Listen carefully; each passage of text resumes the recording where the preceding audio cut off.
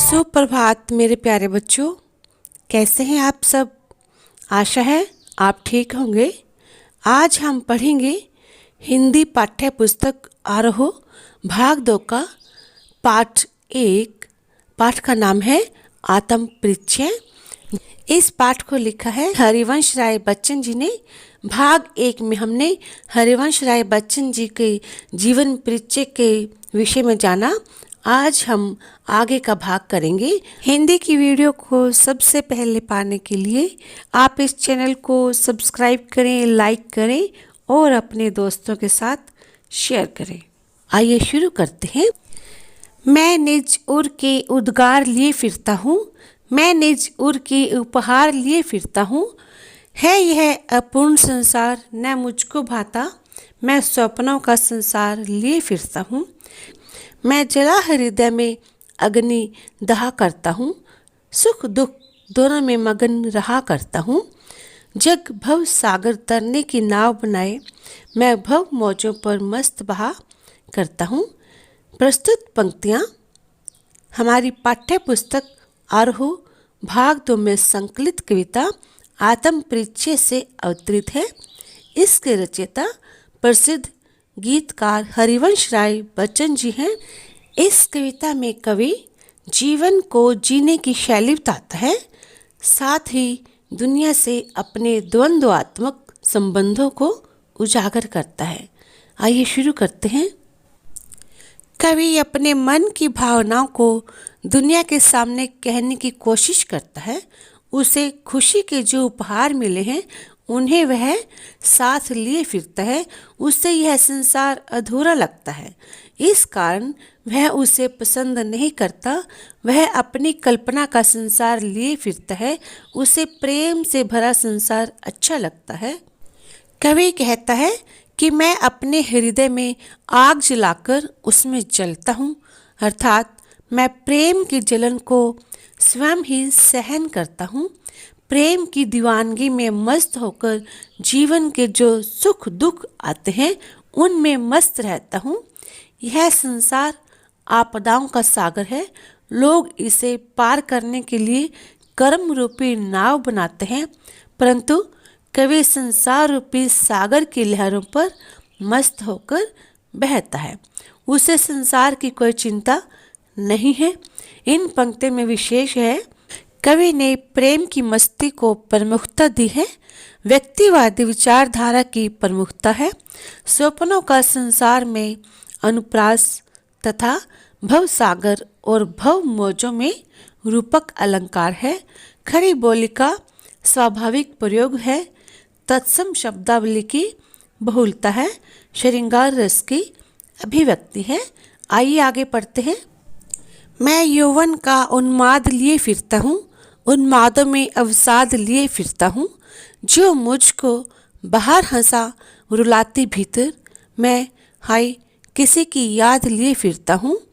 कर यतन मिटे सब सत्य किसी ने जाना, नादान वही है हाय जहाँ पर दाना। फिर मूढ़ न क्या जग, जो इस पर भी सीखे, मैं सीख रहा हूँ सीखा ज्ञान भुलाना। इन पंक्तियों में कवि कहता है कि उसके मन पर जवानी का पागलपन सवार है। वह उसकी मस्ती में घूमता है। इस दीवानेपन के कारण उसे अनेक दुख भी मिले हैं। वह इन दुखों को उठाए हुए घूमता है। कवि को जब किसी प्रिय की याद आ जाती है तो उसे बाहर से हंसा जाती है, परंतु उसका मन रो देता है, अर्थात याद आने पर कवि का मन व्याकुल हो जाता है। कवि कहता है कि इस संसार में लोगों ने जीवन सत्य को जानने की कोशिश की, परंतु कोई भी सत्य नहीं जान पाया। इस कारण हर व्यक्ति नादानी करता दिखाई देता है।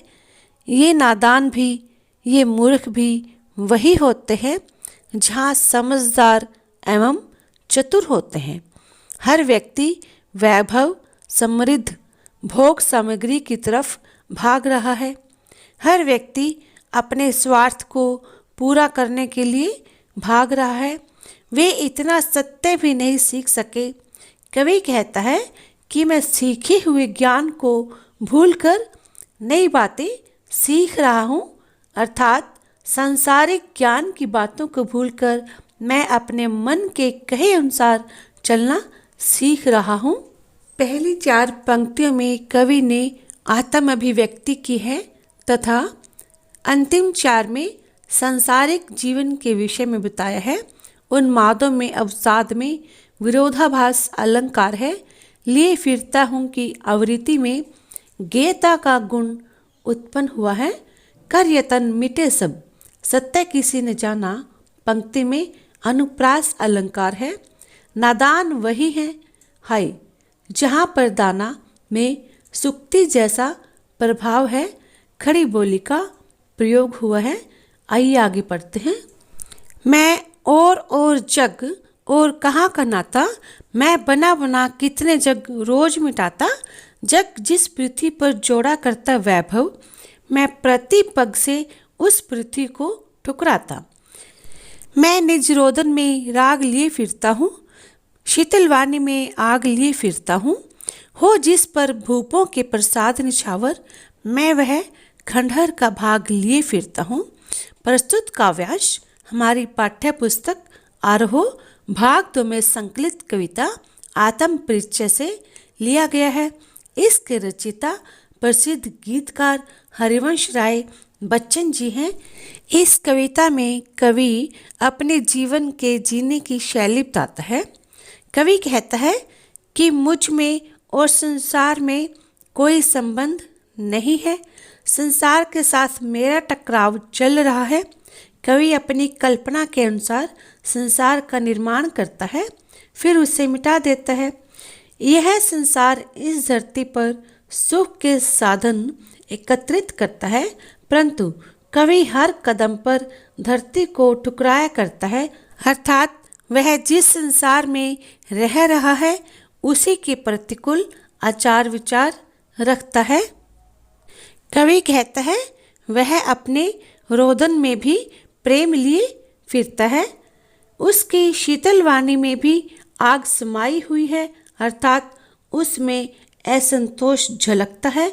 उसका जीवन प्रेम में निराशा के कारण खंडहर सा है, फिर भी उस पर राजाओं के महल न्यौछावर होते हैं। ऐसे खंडहर का वह एक हिस्सा लिए घूमता है जिसे महल पर न्यौछावर कर सके। इन पंक्तियों में विशेष है कवि ने अपनी अनुभूतियों का परिचय दिया है। कहाँ का नाता में प्रश्न अलंकार है, रोदन में राग और शीतलवाणी में आग में विरोधाभास अलंकार तथा बना बना में पुनरुक्ति प्रकाश अलंकार है और की आवृत्ति में यमक अलंकार है। कहाँ का और जग जिस पृथ्वी पर में अनुप्रास अलंकार की छटा है। श्रृंगार रस की अभिव्यक्ति है तथा खड़ी बोली का प्रयोग हुआ है। आइए आगे पढ़ते हैं। मैं रोया इसको तुम कहते हो गाना, मैं फूट पड़ा तुम कहते छंद बनाना। क्यों कवि कहकर संसार मुझे अपनाए, मैं दुनिया का हूँ एक नया दीवाना।